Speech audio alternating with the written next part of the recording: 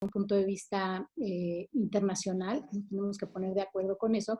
Y en eso sí te puedo decir que en México hemos dado un punto de avance, que es el Convenio 108 de Europa. Hemos ratificado el Convenio 108 de Europa con relación al tratamiento de datos personales y estamos en proceso de adecuar nuestras normas jurídicas para adherirnos al Convenio 108 Plus. Y creo que eso puede ser un punto de partida para defender los neuroderechos en el futuro. Sin embargo, creo que vamos a hablar de esto más adelante, pero creo que sí es esencial que este tipo de derechos se reconozca en la Constitución para que se establezcan los principios básicos desde los que hay que partir para la protección ideal de esta materia. Muchas gracias, Carmen. Para el senador Guido Girardi, nos gustaría que nos explicara, hablábamos recién antes de este panel con Sebastián Abarca, abogado chileno que participó activamente en esto. Aquí participaron muchas personas. Me gustaría que tú nos contaras cómo fue el proceso en Chile para que fuera el primer país del mundo donde se presentó esta regulación constitucional y legal de los neuroderechos. Entendemos que es un trabajo colectivo, entendemos que muchas personas están apoyando tanto en Chile como a nivel internacional este proyecto, y obviamente los ojos del mundo están puestos en el avance de este proyecto. Cuéntanos cómo surgió y cuáles son las perspectivas de desarrollo. Bueno, esto surge en realidad del Congreso del Futuro. Nosotros formamos una comisión permanente del Senado hace 10 años, cuando yo era presidente del Senado, que establece que los miembros de esa comisión no son solo los senadores que tienen derecho a voz y a voto, sino también los miembros de la Academia de Ciencias, los presidentes de universidades o de grandes centros científicos, la idea de unir la ciencia con la política. Las universidades pueden presentar proyectos de ley directamente o pueden ir a cualquier comisión del Congreso a través de este acuerdo. Y además organizamos todos los años un evento donde invitamos a 100 de los principales intelectuales, filósofos, pensadores de este tiempo. Y tenemos un encuentro que ya lleva 10 años, cumplimos 10 años este año. Se ha transformado en uno de los principales eventos de ciencia a nivel internacional. De hecho, tenemos más o menos 3 millones de personas que lo siguen. Y fue en esa instancia donde participó Rafael, que fue invitado justamente a dialogar sobre los temas de frontera, donde nació la idea de presentar esta iniciativa. Y como el Congreso del Futuro es una asociación entre la Academia de Ciencias Chilena, las universidades y el Parlamento, tomamos la decisión en San Pedro de Atacama con Rafael, en las estrellas y en la inspiración espiritual que tiene el desierto de Atacama. Íbamos a ir a Alma. No voy a contar las anécdotas de Rafael, que es un gran subidor de cerro, son privadas, pero se nos ocurrió justamente por la relación que tenemos con los científicos y científicas, de no solamente hacer una alianza entre la ciencia chilena y el Congreso, sino entre la ciencia internacional, que lidera Rafael a nivel mundial en neurociencia, y desarrollar juntos, y involucramos a las principales universidades, desde sus rectores, desde sus presidentes, de la Universidad de Chile, Católica, y este es un proyecto totalmente colaborativo y asociativo con abogados del Congreso como Sebastián Abarca, que está acá, o como las principales universidades chilenas que se sumaron a esto, y trabajamos durante un buen tiempo, un año, realizando o proponiendo, generando una conversación. Incluso se involucró el presidente de la República, con él yo tengo muchas diferencias, pero en esta materia entendemos que algo que trasciende las diferencias políticas, y el propio presidente Piñera estuvo muy interesado. Ahora, ¿por qué hacemos esto? Porque tenemos la convicción de que estamos entrando en una nueva era, que es la era de esta era digital, esta era de la inteligencia artificial, y estamos en un punto crucial. Rafael, que es un optimista, piensa que vamos a caminar hacia un nuevo renacimiento usando la inteligencia artificial y usando esta era de datos. Yo también creo que podría ser así, pero el camino que estamos tomando es un camino de deconstrucción del humano, de jibarización y disminución del humano.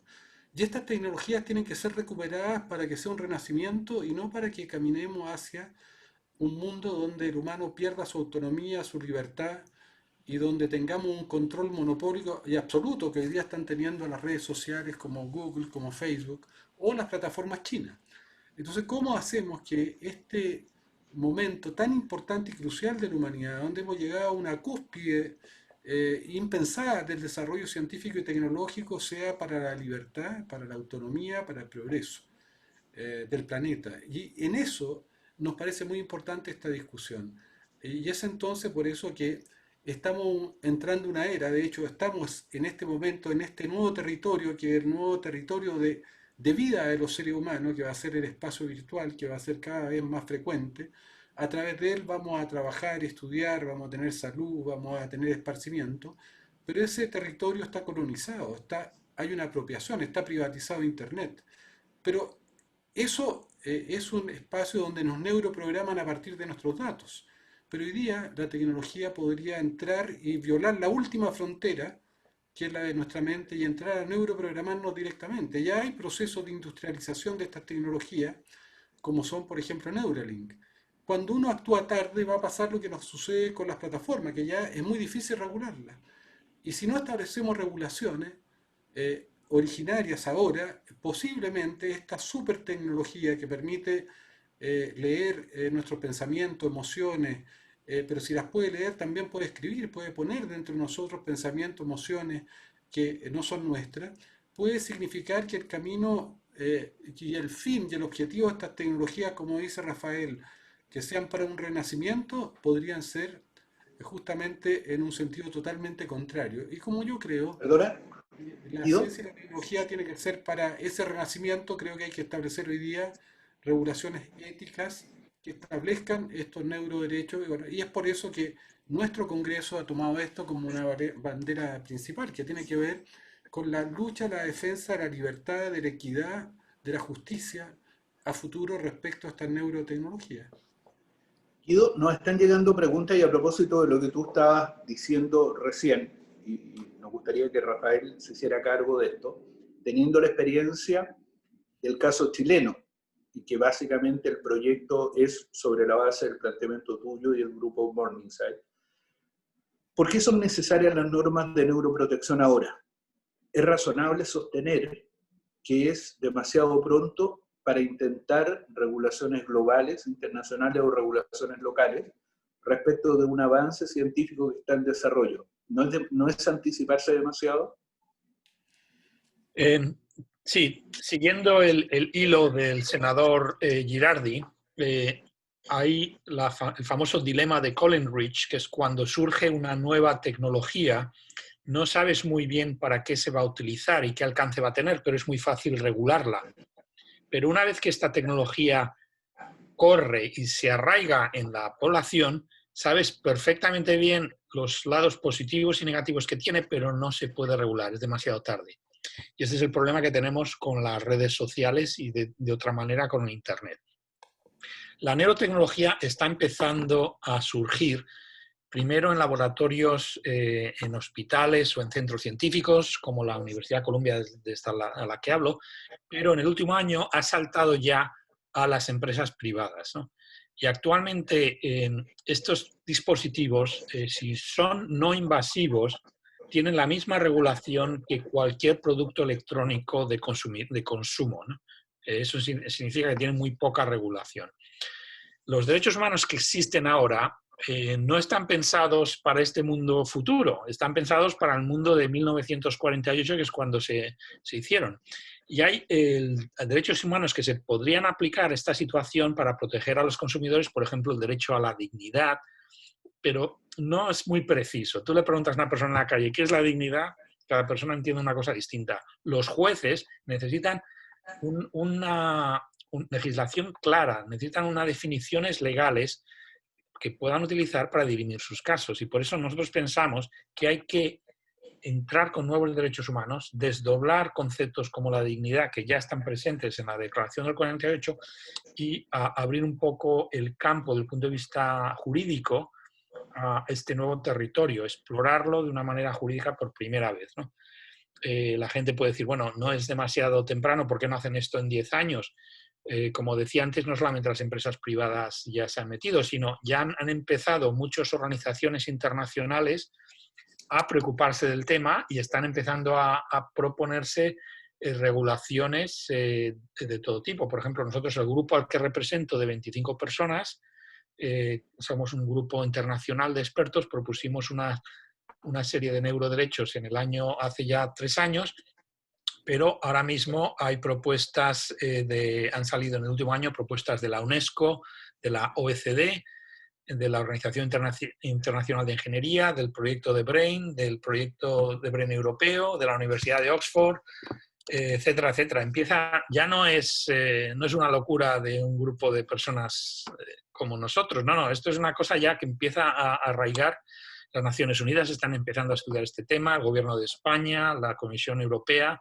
O sea, estamos en un momento ideal para plantear una legislación fuerte que, como decía el señor Girardi, permita entrar en este renacimiento, abra las puertas a este renacimiento, pero que el camino tenga guardarraíles para que no se desquicie en la tecnología, ¿no? Rafael, sobre lo mismo, asumiendo que ahora es el momento de legislar, de establecer regulaciones a nivel internacional, pero también a nivel local, nos llega una pregunta de Robert Puertas. Robert es director ejecutivo de Fundación Fabián Ponce en Ecuador, está muy interesado, también trabajó en esto y está trabajando con el Congreso ecuatoriano en la Ley de Protección de Datos. Y él nos pregunta, y creo que Carmen, tú puedes responder en primer lugar como abogada, ¿por qué una legislación nueva sobre derechos? ¿Por qué hacerlo? Y no simplemente incorporarlo en las leyes de protección de datos que existen o que están en desarrollo. En Chile estamos justamente en un periodo de reforma o de actualización de la ley de protección de datos. ¿Por qué establecer una regulación distinta? ¿Cuál es tu análisis, Carmen? Y después, obviamente, también al profesor Yuste y al senador Girardi, ¿por qué creen que debe tener una regulación distinta? No sé cuál es tu opinión, Carmen, sí conozco la posición de Rafael y del senador. Bueno, porque, mira, creo que primero, por lo que bien decían anteriormente, que necesitamos darle la importancia que tiene a estos nuevos derechos. Estamos en un entorno completa y absolutamente distinto. Y aunque se pueden diferir de los derechos humanos en general, como el derecho a la vida privada, el derecho a la autodeterminación, etcétera, si los jueces no tienen un derecho muy concreto y muy específico del cual echar mano para protegerlo en este nuevo entorno, es muy difícil aplicarlo y necesitaríamos hacer un análisis muy complejo. Además, que tardaría procesos, años que son largos, y los principios constitucionales no solo son para los jueces. La Constitución tiene un fin axiológico, establece valores para una sociedad, y en el entorno digital somos los entes privados, especialmente las empresas, los encargados de verdad de aplicar y de respetar esos derechos, porque los tribunales ya quedan muy cortos o sin herramientas para hacer frente a este convivencia en el ciberespacio. La convivencia en el ciberespacio es ya muy compleja, y entonces somos los particulares los que tenemos las responsabilidades de hacer valer y de respetar estos derechos. Y la Constitución establece esos principios generales, y no solo la Constitución, sino los tratados de derechos humanos, esos principios generales de los que todos tenemos que tomar los valores de respeto en una sociedad. Entonces, es importantísimo que estén ahí reconocidos en los tratados internacionales y en la Constitución para que todos sepamos con claridad a qué nos estamos refiriendo, por un lado. Pero por otro lado, no estamos tan pronto para regularlo, porque si nos damos cuenta, nosotros empezamos con estas regulaciones de la protección de datos y de la privacidad hace 30 años. Y aún estamos con dificultades para hacerlas valer. O sea, es muy complejo proteger estos derechos en el entorno en el que vivimos, en el entorno digital. Entonces, llevamos 30 años pensando que la autorregulación de las empresas va a ser suficiente, y hoy nos damos cuenta que ha sido buena, pero que si no hay un mecanismo de rendición de cuentas, pero vinculante y efectivo, no se va a lograr. Entonces, creo que no estamos anticipándonos, todo lo contrario. Tenemos que enfocarnos en principios mínimos, porque efectivamente nunca vamos a poder anticipar lo que la tecnología pueda crear. Y esos principios mínimos tienen que estar dirigidos como valores axiológicos, como principios axiológicos en los tratados internacionales, pero será bien importante que haya una forma de hacerlos valer, porque hasta ahorita la autorregulación ha estado ahí 30 años, pero no teníamos un mecanismo internacional para hacer exigible lo que todas las empresas han compartido que deben hacer y todos los agentes del ciberespacio comparten que debemos hacer ciertas cosas, pero no hay una forma de hacérselos exigible. Entonces yo creo que eso es esencial. Entonces, bueno, ese sería mi punto de vista, que tenemos que empezar por los principios básicos, estamos muy a tiempo, pero nunca dejar de lado que tendremos que tener una herramienta efectiva de exigir que esos principios se cumplan. Y esa tendrá que ser internacional y yo creo que tendremos que echar mano de los convenios que tenemos hoy y que son, que si quieres luego me refiero a ellos, pues son el convenio de Oviedo y el convenio 108 y pues esperemos que después haya otros como el de Budapest tal vez. Una pregunta al senador Girardi en el mismo sentido. La estrategia que se siguió en Chile fue definitivamente no incorporar esto dentro del ámbito de la protección de datos personales, sino como un proyecto autónomo. ¿Cuáles son los pasos siguientes en el Congreso chileno respecto de este proyecto? Y si puedes resumir brevemente qué es lo que se plantea, porque por un lado es una reforma constitucional y en segundo lugar una ley. ¿Cuál es el contenido, muy brevemente, y los tiempos futuros de este proyecto? Yo creo que lo primero es entender que la protección de datos hoy día es una situación mucho más compleja, porque los datos ya no están en una dimensión de Estado nacional. Es muy difícil regularlo, hay que hacerlo a nivel de Estado nacional, pero ya los datos, las plataformas han construido un mundo donde han transformado o han hecho equivalente este concepto de transparencia a libertad, y los seres humanos están compelidos casi de manera forzada, sin darse cuenta, a regalarle el poder del futuro a las plataformas.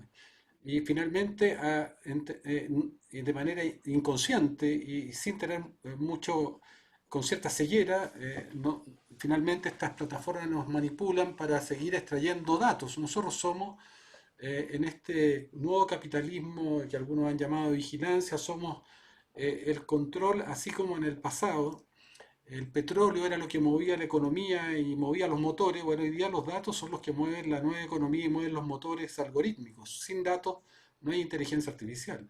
Entonces es muy difícil regular eso y creo que hay que hacerlo. Y regular el ciberespacio es un desafío de la humanidad.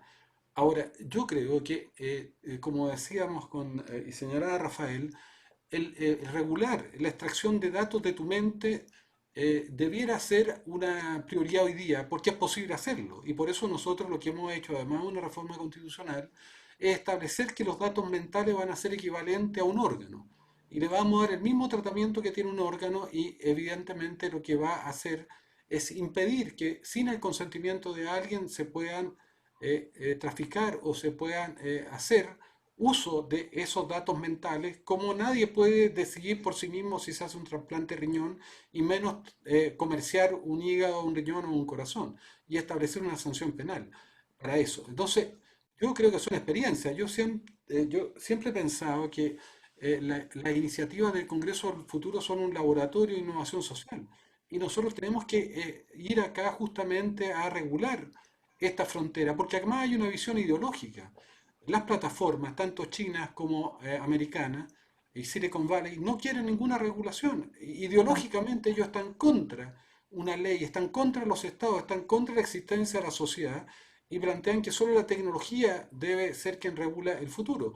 Pero estamos entrando en un mundo muy complejo si no cambiamos esa lógica, porque normalmente hasta aquí el ser humano era el que había construido un proceso de programación de la inteligencia artificial, de los algoritmos, pero estamos entrando en un mundo donde se está invirtiendo eso, y donde son los algoritmos que nos están programando y nos están neuroprogramando a nosotros. Pero también pone en cuestión no solamente la economía y las relaciones humanas, sino el concepto mismo de humanismo liberal, porque el humanismo liberal, y eso es muy importante, y todo el sistema de representación que nosotros tenemos, política, institucional, democrático, se sustenta en que el ser humano es el que mejor puede tomar sus decisiones de por quién votar, qué pareja elegir, qué arte optar, Y acá lo que está habiendo es un traspaso progresivo del poder de decisión de los seres humanos a los algoritmos, donde cada vez más son los algoritmos que te dicen por quién votar como Cambridge Analytics, o te dicen qué pareja elegir a través de Tinder, y empiezan a transformar incluso el amor en una optimización matemática. Entonces, yo creo que aquí hay un rescate también de la dimensión más profunda del humano. Esto, en la lógica de la neurotecnología, puede ser mucho más potente en el sentido de la intervención que pueden hacer de tu cerebro, tus emociones. O sea, ya Neuralink está planteando poder traspasar cerebro a cerebro, interfase cerebro a cerebro, tu pensamiento, pero también poner tu experiencia en la nube, o poder conectar tu cerebro a un supercomputador o a Google, que podría derivar también en un espacio de libertad, pero también de pérdida total de tu autonomía, libertad y libre albedrío. Por eso que yo creo que el mundo que estamos construyendo avanza a una velocidad exponencial. Nadie puede predecir lo que va a pasar con la inteligencia artificial de aquí a 10 años. En 10 años podemos vivir una realidad totalmente distinta con los desarrollos de la inteligencia artificial, el crecimiento de la memoria, la era cuántica, y si no regulamos ahora podemos encontrarnos con sorpresas que después van a ser muy difíciles de modificar. Y por eso creo que esto no solamente es prioritario, es urgente, porque el desarrollo de estas tecnologías están viviendo procesos que son exponenciales. Hoy día la inteligencia artificial progresa 100 veces de un año a otro y los datos se multiplican por el doble de un año a otro. Pero eso es ahora. Puede ser que en 5 años más la inteligencia artificial progrese 1000 veces de un año a otro y los datos con Internet de las cosas ya no se van a duplicar, se van a quintuplicar. Entonces, todos esos escenarios no podemos dejarlos abiertos. La computación cuántica, hoy día la capacidad de memoria, se duplica la ley de Moore cada 18 meses, pero en la era cuántica la capacidad de memoria podría duplicarse cada segundo. Entonces, estamos entrando en una brecha que va a ser incontrastable entre el desarrollo del cerebro humano y la inteligencia artificial. Y yo propongo que esos temas los regulemos hoy día. ¿Para qué? Para que tengamos la convicción y la certeza de que esta neurotecnología y la inteligencia artificial van a ser usadas para el bien de la humanidad y que nadie puede tener el control monopólico absoluto ni de los datos ni de la inteligencia artificial. La geopolítica que estamos viviendo es esa. Trump está peleando con TikTok por el control de los datos. La lucha es entre Huawei y Google. Ya no son ejércitos. Estamos ya en la tercera guerra mundial, en la tercera guerra por el control geopolítico del futuro que se llama control de la inteligencia artificial y los datos. Volvamos del ámbito del derecho al ámbito del avance científico y me gustaría que el profesor Yuste nos explique, a propósito del avance de la neurotecnología, es claro cuáles son los pasos o lo que viene en el ámbito de la medicina, pero también está la cuestión de qué ocurre fuera de los establecimientos clínicos del ámbito de la medicina.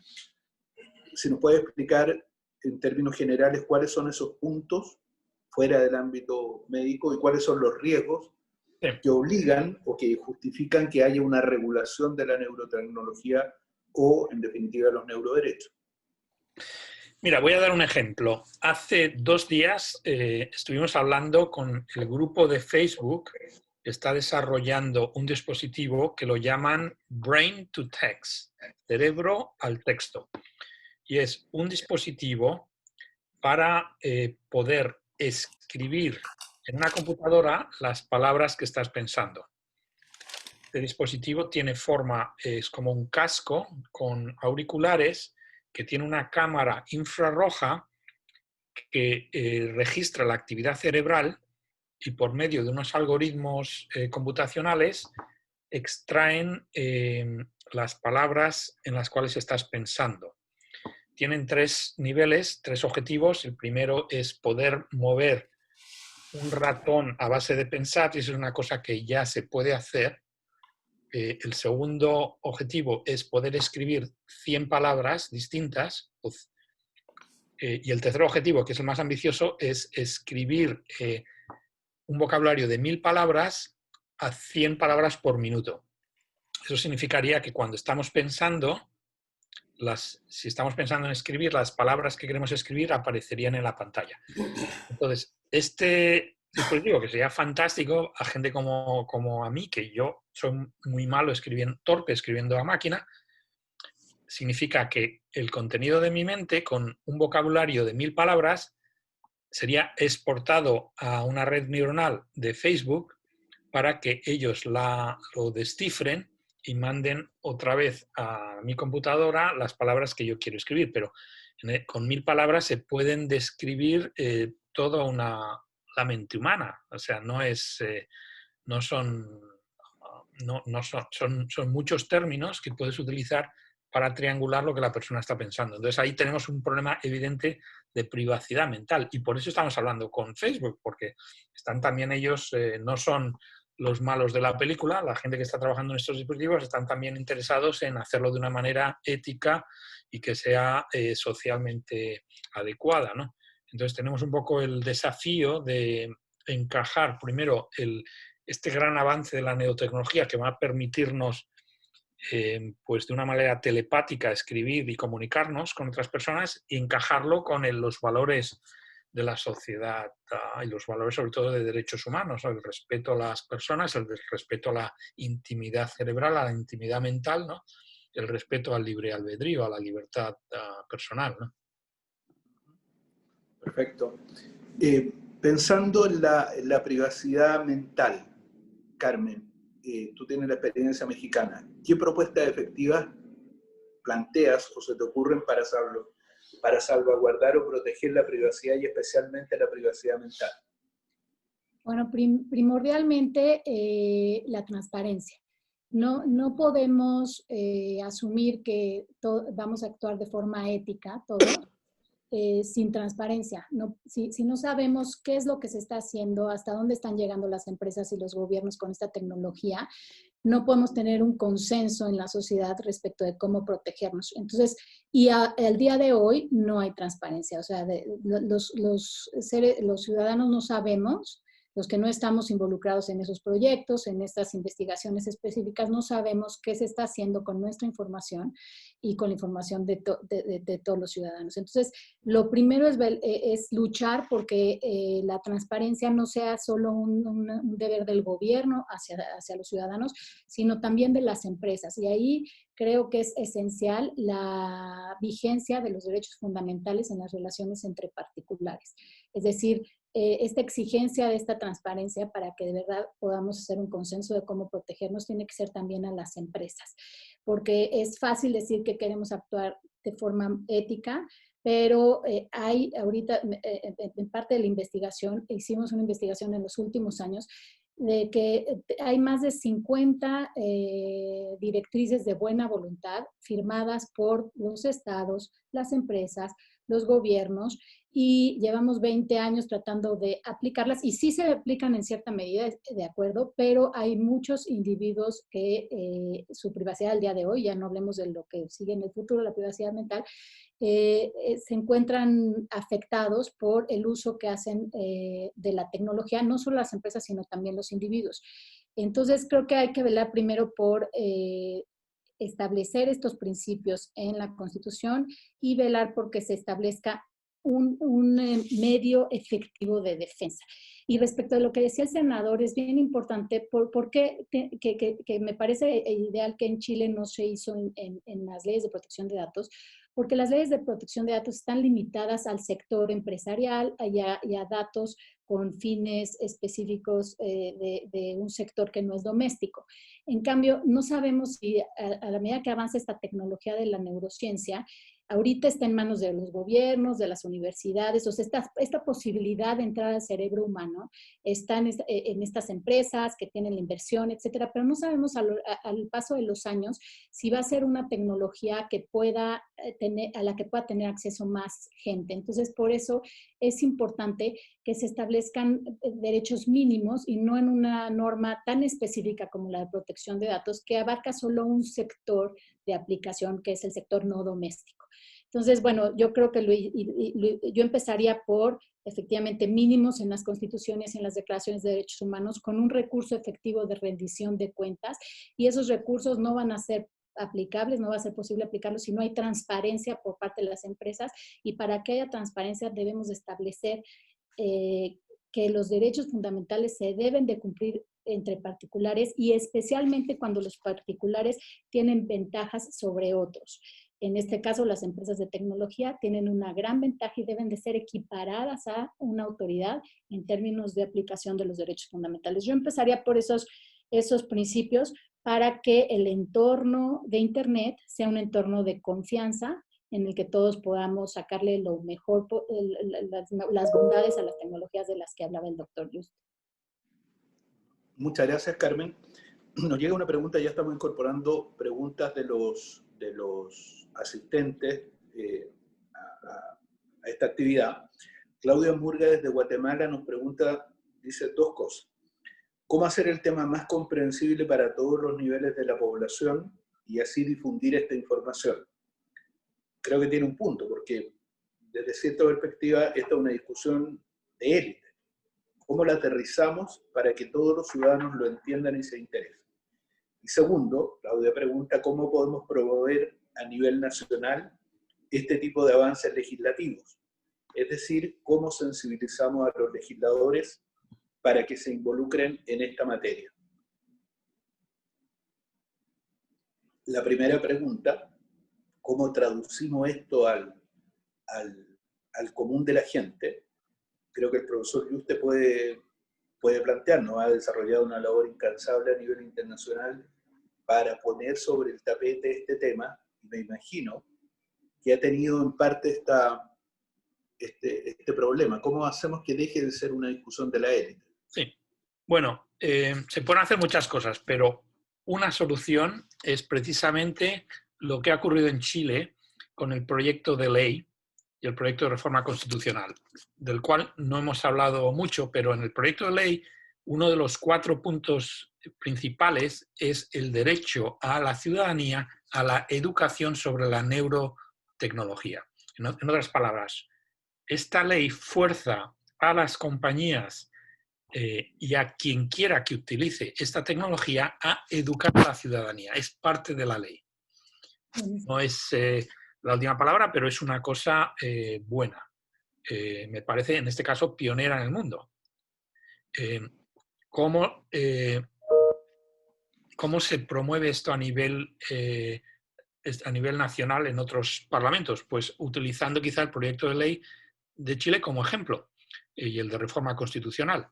La reforma constitucional es relativamente simple, es simplemente respetar la integridad física y psíquica de los ciudadanos y impedir que se manipule sin su consentimiento.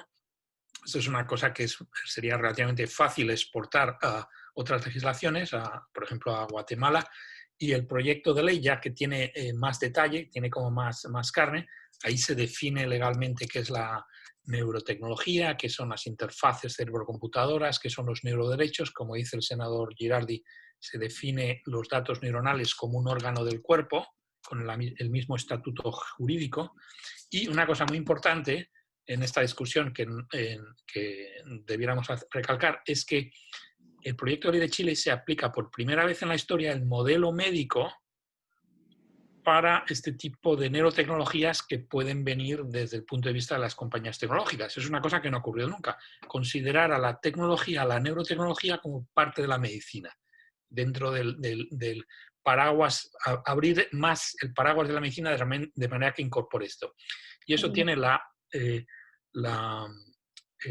ventaja de que podemos utilizar hasta cierto punto el sistema social y legislativo que ya está desarrollado, muy desarrollado para la medicina. Llevamos ya 2000 años de medicina, ¿no? Y se pueden aplicar algunas de estas recetas, algunos de estos modelos para esta situación nueva en la que estamos entrando, ¿no? Que se canaliza un poco. Perfecto.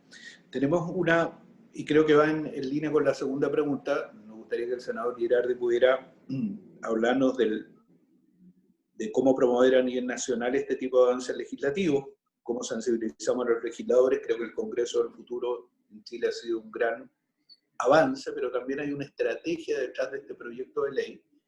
Y Moisés Sánchez de Chile nos pregunta también, o le pide, senador, que responda una parte de la pregunta anterior, que era cuáles son los tiempos de este proyecto de ley. Por lo tanto, las preguntas son estrategias y tiempo. Muy concreto, muy preciso. No se oye. Nosotros creemos que este proyecto de ley podría estar aprobado íntegramente el próximo año, es decir, en el 2021, porque tiene que ver con la estrategia. La estrategia fue presentar una iniciativa transversal. Y yo soy una persona que representa en Chile al mundo progresista de izquierda, pero en esta comisión, este proyecto lo firman los sectores también de derecha y los sectores más conservadores del país. En la idea de involucrar, por ejemplo, la Universidad Católica como contraparte fue parte de la estrategia, porque si estaba la Universidad Católica, era más probable que todas las demás universidades laicas también estuvieran. Entonces le dimos un rol protagonista a la Universidad Católica, que tiene un rector, un presidente de la universidad, que es médico como yo y que es una persona muy progresista para esa universidad. Pero el hecho de que ya estuviera en la Universidad Católica, evidentemente, por así decirlo, los sectores que podrían haber tenido la mayor prejuicio estaban incorporados y además fueron no solamente, sino que fueron autores intelectuales junto con nosotros. Para eso que hicimos, Rafael fue a Chile y nos reunimos con todas las facultades de la Universidad Católica, con la Facultad de Medicina, Derecho, de Bioética, con los sectores, incluso con el Gran Canciller, que es la autoridad religiosa de la universidad. Y él quedó también muy sorprendido y se dio cuenta que era muy necesario, porque acá hay una transversalidad. Yo creo que el rescate del humano frente a la tecnología, la preservación del humano, es transversal. Y aquí lo que estamos enfrentando es que hay una corriente ideológica que está proponiendo la idea de transitar a un poshumano, superar al humano. Y esa discusión creo que puede unir a veces a visiones progresistas y también a miradas más conservadoras. Ahora, la estrategia nuestra ha sido siempre la transversalidad política, la transversalidad intelectual. No solamente participan las universidades laicas como la Universidad de Chile, que son las más progresistas, sino también las universidades tal vez menos progresistas, pero también las universidades públicas y privadas. O sea, nosotros lo que hemos tratado de hacer es subir a esta aventura a todos los actores de la sociedad de la manera más transversal. Ahora, también invitamos a la presidenta Gabriela Cuevas, que es la presidenta de la Unión Interparlamentaria Mundial, para irse visibilizando a otros parlamentos. Yo tengo una experiencia, yo soy autor de la ley de los sellos negros de etiquetado nutricional, que la aprobamos en Perú, la aprobamos en Uruguay, la aprobamos en México. Ahora México tiene estos alimentos que dicen alto en, a mí me tocó ir muchas veces a México. Ya son más de 20 y tantos países que están incorporando la misma forma de regulación de la comida basura, que los alimentos no puede ser que han sido uno de los vectores que más matan hoy día en el mundo, no puede ser. Y eso por la publicidad engañosa, por la falta de derecho a saber. Yo creo que hay que tomar iniciativa y aprender de esa estrategia para difundir esto.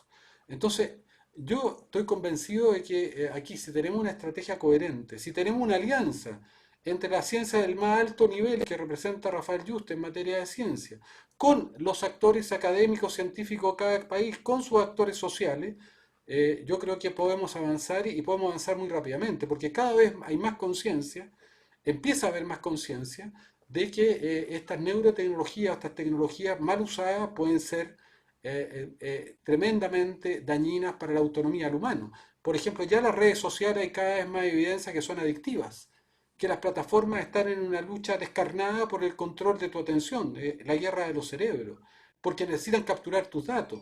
Entonces, cada vez empieza a haber más conciencia. Nosotros tuvimos en el Congreso del Futuro a Tristan Harris, que recomiendo un de reportaje que está en Netflix que hizo Tristan Harris, que se llama El dilema de las redes sociales.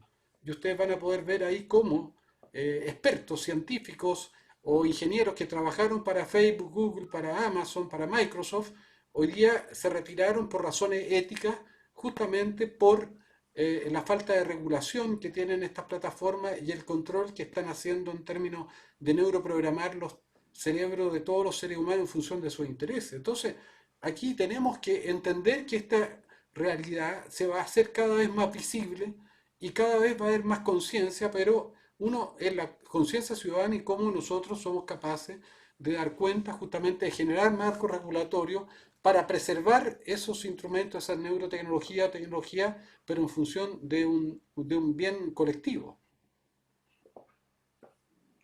Perfecto. Nos quedan 6 minutos y tenemos un problema grave. Tenemos muchas preguntas, muchísimas, pero nos vamos a tener al tiempo. Y por lo tanto, voy a leer las preguntas rápidamente y les vamos a pedir si pueden responder muy brevemente en un minuto cada una de las preguntas para tener al menos algunos segundos de cierre de cada uno de ustedes. Cristiana Alzamora pregunta, desde la ignorancia científica, ¿existe una distinción entre el órgano, el cerebro y la mente?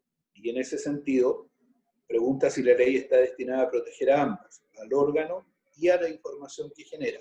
Creo que eso lo puede responder el profesor Just. Y segundo, Hernán pregunta, creo que el senador Girardi puede responder esto, ¿cómo deberíamos entender o considerar o regular al metahumano? Mónica desde Paraguay pregunta dónde puede informarse más sobre el tema. Neuroderechos, Rafael Yuste en Google va a aparecer un montón de información, hay un seminario la próxima semana. Mónica es una de las líderes de Pro Bono en Paraguay y cumple un rol sumamente relevante ahí, es parte de la red también. Mónica de Uruguay pregunta, desde el trabajo Pro Bono, el trabajo gratuito de los abogados o estudios de abogados en temas de interés público, esta pregunta me parece interesante a mí. ¿Cómo se podría identificar casos en los que ya se hayan transgredido los neuroderechos para promover un litigio estratégico? Los abogados siempre piensan en litigar, juicio, pero creo que es interesante la pregunta. Nicolás correspondería desarrollar una nueva categoría jurídica diferente como algún tipo de personalidad jurídica electrónica. Evelyn, desde Chile, pregunta si la incorporación de las nuevas tecnologías y todos los datos que se van a generar de los usuarios serán miles de millones de datos. ¿Cómo se regula la privacidad y cuidado de esto en el flujo o cruce que hay entre empresas? Como no tenemos tiempo de responder todo, le pediríamos al senador, primero al profesor Yuste, si nos explica brevemente el tema entre el órgano y la información entre cerebro y mente, al senador Girardi lo relativo a los metahumanos, y a Carmen el tema del litigio estratégico en casos de violación de neuroderechos. Son los tres puntos para terminar. Tienen 1 minuto y 10 segundos cada uno. Muy bien. Cerebro y mente es lo mismo. La mente está generada por el cerebro.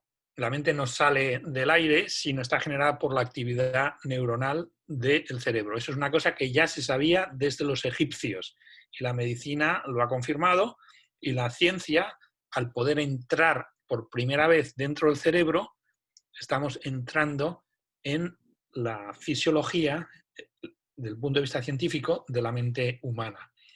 Quería decir también que pueden recabar más información sobre neuroderechos en una página web. He puesto el link en el chat, que es la página web de la Iniciativa de Neuroderechos de la Universidad de Columbia. Senador, metahumano. Bueno, yo creo que hay una presión muy fuerte desde el punto de vista de algunos sectores que han construido un control monopólico de la neurotecnología y la tecnología en general. Yo hablo de Silicon Valley, creo que lo representa muy bien Google y sus principales mentores como Ray Kurzweil, que creó la Singularity University, que han declarado públicamente de que el ser humano es un algoritmo que está obsoleto y tiene que ser superado, y que en el 2045 el ser humano va a ser inmortal y va a traspasar su conciencia a una máquina en un código 01, y que están justamente trabajando para ampliar las capacidades humanas. De hecho, el mismo Elon Musk, al crear Neuralink, lo hace sobre el argumento de que la única manera de competir con la inteligencia artificial que nos va a superar y que puede emerger una inteligencia artificial con conciencia y con emociones, producto de la complejidad neuronal, él dice que la única capacidad es generando capacidad aumentada en el humano, porque si no las brechas van a ser inalcanzables.